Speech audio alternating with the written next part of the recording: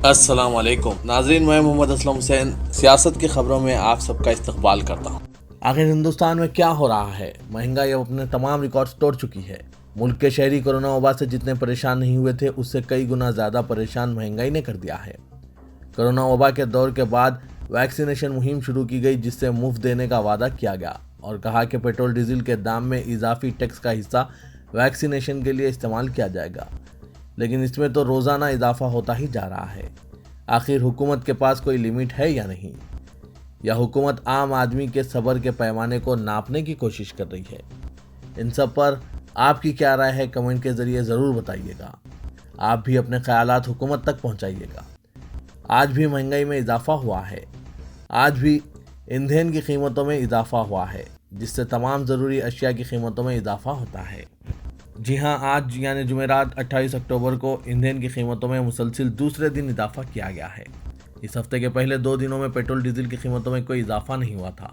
آج oil marketing کمپنیوں نے دارالحکومت دہلی میں تیل کی قیمتوں میں 35 پیسے اضافہ کیا ہے، جس کے بعد یہاں پیٹرول 108 روپے اور ڈیزل 97 روپے فی لیٹر کو پار کر گیا ہے۔ ممبئی میں پیٹرول 114 روپے فی لیٹر اور ڈیزل 105 روپے فی لیٹر سے زیادہ میں فروخت ہو رہا ہے۔ آپ کو بتا دیں کہ ملک میں ایک ایسا شہر بھی ہے جہاں پیٹرول 120 روپے اور ڈیزل 110 روپے کے قریب پہنچ گیا ہے۔ مدھیہ پردیش کی سرحد سے متصل انوپور ضلع میں نقل و حمل کی لاگت کی وجہ سے انوپور میں ایندھن کی قیمتیں ملک میں سب سے زیادہ ہے۔ ممبئی ہائی کورٹ نے فلم اداکار شاہ رخ خان کے بیٹے آریان خان اور دیگر ملزمین کو بحری جہاز میں منشیات کی ریو پارٹی میں شرکت کرنے اور اس کے استعمال کے معاملے میں داخل کردہ درخواست ضمانت پر دفاعی وکلاء کی بحث کا اختتام عمل میں لایا۔ اب آج NCB استغاثہ اپنی بحث کا آغاز کرے گی، جس کے بعد عدالت اپنا فیصلہ کرے گی۔ آریان خان اور اس کے دیگر ساتھیوں کو 3 ہفتے قبل ممبئی کے ساحل پر ایک کروز جہاز پر نارکوٹکس کنٹرول بیورو کے چھاپے کے دوران گرفتار کیا گیا تھا۔ توقع ہے کہ آج یعنی جمعرات کو دوپہر 2:30 بجے سے عدالت میں پھر ایک مرتبہ بحث شروع ہوگی، جس کے بعد آریان خان کو ضمانت مل سکتی ہے۔ تریپورہ کے ایک اعلیٰ عہدیدار نے بتایا کہ ضلع شمالی تریپورہ کے پانی ساگر سب ڈویژن میں وشوا ہندو پریشد کی ریلی کے دوران ایک مسجد کو شرپسندی کا نشانہ بنانے کے بعد ضلع کی تمام مساجد کے پاس سیکورٹی بڑھا دی گئی ہے اور پولیس تحفظ کی فراہمی عمل میں لائی گئی ہے۔ Director general police VS Yadav نے کہا کہ شمالی تریپورہ میں صورتحال پرامن ہے اور بعض ناخوشگوار واقعات پیش آئے۔ یادو نے کہا کہ اب ساری ریاست میں تمام مساجد کی حفاظت کی جا رہی ہے، ہم صورتحال پر گہری نظر رکھے ہوئے ہیں۔ سابق رکن راجیہ سبھا ابھیشیک منو سنگھوی نے سابق پاکستانی کرکٹر وقار یونس کے Hindustan Pakistan T20 world cup match کو مذہبی رنگ دینے پر تنقید کی۔ سنگھوی نے ٹویٹ کیا کہ پاکستان ذہنی مریض ہے، جو بھی اس مرض میں مبتلا ہوتا ہے علامات مشترکہ ہوتی ہیں، چاہے وہ مسعود اظہر ہو یا وقار یونس۔ شعیب اختر اور پاکستانی صحافی سے بات چیت میں سابق پاکستانی بالنگ کوچ وقار یونس نے کہا تھا کہ سب سے اچھی بات جو رضوان نے کی، اس نے گراؤنڈ میں کھڑے ہو کر نماز پڑھی ہندوؤں کے بیچ میں، یہ میرے لیے بے حد خاص لمحہ تھا۔ ARY نیوز نے یہ اطلاع دی۔ وقار یونس کے یہ ریمارکس پر ستاروں اور بعض سابق ہندوستانی کرکٹرز کو بھی اچھے نہیں لگے۔ پاکستانی اوپنر محمد رضوان نے، جنہوں نے ICC ورلڈ T20 منعقدہ دبئی میں ڈرنک بریک کے دوران نماز ادا کی تھی، جس کا ویڈیو اتوار کے دن وائرل ہوا تھا۔ UNI کے بموجب سابق کرکٹرز اور پاکستانی پرستاروں کی تنقید جھیلنے کے بعد سابق پاکستانی کرکٹر وقار یونس نے اپنے ریمارکس پر اظہار ندامت کیا۔ صدر کل ہند مجلس اتحاد المسلمین اسد الدین اویسی نے آج الزام عائد کیا کہ مظفر نگر کے فرقہ وارانہ ہنگامے تقسیم ہند کے بعد بدترین فرقہ وارانہ ہنگامے تھے اور تب حکمران سماجوادی پارٹی متاثرین کو انصاف فراہم کرنے میں ناکام رہی تھی۔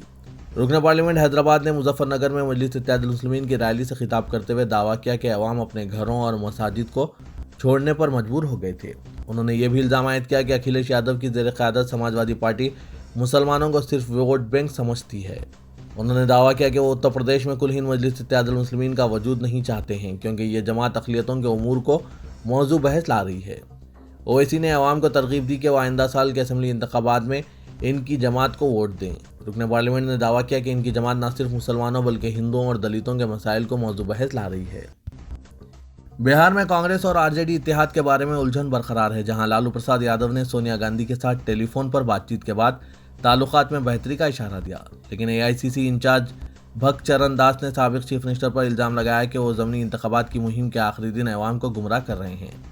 لالو پرساد نے تاراپور اور केशेश्वर स्थान असेंबली हलकों के लिए रवाना होने से पहले सहाफ़ियों को बताया कि सोनिया गांधी के साथ खुशगवार बातचीत के दौरान उन्होंने बताया कि वो एक ऐसी पार्टी की क़यादत करती हैं जिसकी मौजूदगी पूरे हिंदुस्तान में है, और उन्होंने सोनिया गांधी से ख्वाहिश की है कि वो बीजेपी से मुकाबला करने के लिए हम ख्याल जमातों की एक मीटिंग मुनक्किद करें। इसके चंद घंटों बाद भक्त चरण दास ने, जिनके ताल्लुक से हाल ही में आरजेडी सरबराह ने नाशाइस्ता ज़बान इस्तेमाल की थी, सहाफ़ियों को बताया कि लालू यादव अवाम को गुमराह कर रहे हैं, कोई सुलह नहीं हुई है। गुजरात के आनंद शहर में एक मुस्लिम शख्स ने एक होटल खोला जिसकी हिंदुओं की जानिब से मुखालिफत की जा रही है। ब्लू आईवी होटल को खोलने के खिलाफ एहतजाज करने वाले हुजूम में शामिल एक रुकन ने कहा कि अगर मुसलमान मेरे मुल्क में रहना चाहते हैं तो उनको जय श्री राम का नारा देना होगा। जब एक ज़ायदद 60 साल के शख्स किसान भाई ख्वाहिश करने पर नाम तब्दील कर दिया गया है, उन्होंने चिल्लाकर यह कहा कि मुसलमानों को भिखारी होना चाहिए, होटल मालिकान नहीं होना चाहिए। इस शख्स का मतलब ये था कि ये मेरा मुल्क है, अमेरिका मेरा मुल्क नहीं है। अगर मुसलमान मेरे मुल्क में रहना चाहते हैं, उनको जब कभी भी हम इनसे कहेंगे जय श्री राम कहना होगा। किसान भाई 26 अक्टूबर को गुजरात के इलाके आनंद पर एहतजाज करने वाले 100 अफराद में से एक थे। उनको होटल ब्लू आईवी पर गुस्सा आ रहा था। हिंदुओं का ये एहसास है कि उनके इलाके में इस होटल की कोई गुंजाइश नहीं है। इस होटल के 3 मालिकान हैं, जिनमें से 2 मालिकान मुसलमान हैं। ग्रुप ने, जो डॉक्टर्स, वकला और तलबा पर मुश्तमिल था, राम भजन गाए और इलाके को पवित्र करने के लिए गंगा जल का छिड़काव किया। नारकोटिक्स कंट्रोल ब्यूरो के जोनल डायरेक्टर मुंबई समीर वानखेड़े का 2006 में निकाह पढ़ाने वाले काजी ने दावा किया कि ओहदेदार का ताल्लुक मुस्लिम घराने से है, वरना इस्लाम में निकाह होता ही नहीं है। महाराष्ट्र के वजीर और एनसीपी कायद नवाब मलिक इल्ज़ाम आयद कर चुके हैं कि समीर वानखेड़े पैदाइशी मुसलमान है, लेकिन इसने जालसाजी के जरिए खुद को हिंदू एससी दिखाकर मरकजी हुकूमत की मुलाजमत हासिल कर ली। मौलाना मुजम्मिल अहमद ने एक न्यूज़ चैनल से कहा कि मैंने समीर वानखेड़े और शबाना कुरैशी का निकाह पढ़ाया था। लड़की का बाप मुझसे मुंबई के लोखंडवाला कॉम्प्लेक्स में निकाह पढ़वाने के लिए रुजू हुआ था। दूल्हे का नाम समीर दाऊद वानखेड़े है, जिसने शबाना कुरैशी से शादी की थी। ये पूछने पर कि वानखेड़े का दावा है कि वो हिंदू हैं, काजी ने कहा कि समीर वानखेड़े हिंदू होता तो निकाह होता ही नहीं। मौलाना ने दावा किया कि निकाह नामे पर गवाहों के दस्तखत मौजूद है। सऊदी अरब की हुकूमत ने एक बार फिर पाकिस्तान की माली इमदाद बहाल करने का ऐलान किया है। पाकिस्तानी अखबार डॉन की एक रिपोर्ट के मुताबिक सऊदी अरब ने पाकिस्तान को दोबारा माली इमदाद बहाल करने पर रजामंदी जाहिर कर दी है। इस माली इमदाद पर इत्तेफाक वज़ीर आज़म इमरान खान के रवां हफ्ते दौरे सऊदी अरब के दौरान हुआ था। ताहम इस रिपोर्ट के मुताबिक इसका बाज़ाब्ता ऐलान वज़ीर आज़म के मुशीर बराए ख़जाना और महसूल शौकत तरीन और वज़ीर तोनाई हम्माद अजहर ने एक प्रेस कॉन्फ्रेंस में की है। हुक्काम का कहना था कि सऊदी हुकूमत पाकिस्तान को फौरी तौर पर 1 साल के लिए $3 अरब और तेल की अदायगियों के लिए $1.5 अरब सालाना इमदाद फराहम करेगी। इस दौरान पाकिस्तानी वज़ीर आज़म इमरान खान ने माली मुआविनत करने पर सऊदी वली-ए-अहद शहज़ादा मोहम्मद बिन सलमान का शुक्रिया अदा किया। तेलंगाना के हुजूराबाद ज़मनी इंतखाबात, जो टीआरएस और बीजेपी के लिए वक़ार का मसला बन चुका है, वहाँ चारशंबे की शाम इंतखाबी मुहिम का इख्तिताम अमल में आया। टीआरएस, बीजेपी और कांग्रेस के सरकर्दा कायदीन ने लम्हे आखिर में इंतखाबी मुहिम में हिस्सा लेते हुए राय दहिंदों को राग़िब करने की कोशिश की है। इंतखाबी मुहिम रस्मी तौर पर ख़त्म हो चुकी है, लेकिन अब राय दहिंदों को सियासी पार्टियों की जानिब से रकम की तकसीम का इंतज़ार है।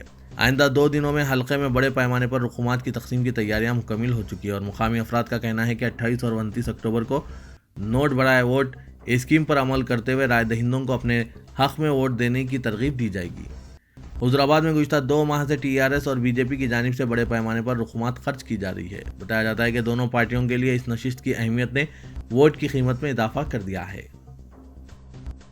वज़ीर दाखिला तेलंगाना मोहम्मद महमूद अली ने चीफ मिनिस्टर चंद्रशेखर राव की पीठ में खंजर घोंपने वाले इटला राजेंद्र को हुजूराबाद के ज़मनी इंतखाब में शिकस्त देने की राय दहिंदों बिलखुसूस मुसलमानों से अपील की है। आजमपुरा फंक्शन हॉल में मुनक़िदा टीआरएस कायदीन के इजलास से खिताब करते हुए उन्होंने इन ख्यालात का इजहार किया। महमूद अली ने कहा कि जिस तरह मुल्क के गद्दारों को सजाए मौत दी जाती है, बिल्कुल इसी तरह पार्टी के गद्दारों को इंतखाबात में शिकस्त दी जानी चाहिए। उन्होंने कहा कि टीआरएस अवामी पार्टी है जो हमेशा अवाम की फलाह व बहबूद और तरक्की के लिए काम करती है। अलहदा रियासत की तश्कील के लिए जद्दोजहद करने के लिए तश्कील दी गई तेलंगाना राष्ट्र समिति अवाम के आशीर्वाद से तेलंगाना को सुनहरी रियासत में तब्दील करने के लिए काम कर रही है। अपने 7 साल दौरे हुकूमत में चीफ मिनिस्टर केसीआर ने कई इख्तिराई स्कीमात रोशनास कराते हुए मुल्क भर में मिसाली हुकूमत का नमूना पेश किया है। मरकजी हुकूमत की जानिब से तैयार करदा नई पॉलिसी के मुताबिक 9 माह तक 4 साल के बच्चों को मोटरसाइकिल पर ले जाने की सूरत में मोटरसाइकिल की स्पीड 40 किलोमीटर फी घंटे से ज़्यादा नहीं होनी चाहिए और बच्चे को लाजमी हेलमेट पहनाई जाए। مرکزی حکومت کی وزارت روڈ ٹرانسپورٹ و شاہراہ کی جانب سے جاری کردہ اعلامیہ کے مسودے کے مطابق 4 سال کی عمر تک کے بچوں کو جنہیں موٹر سائیکل پر بٹھایا جاتا ہے یا سوار کیا جاتا ہے، ان کے لیے لازمی ہیلمٹ اور گاڑی کی رفتار کو 40 کلومیٹر فی گھنٹہ محدود رکھا جائے۔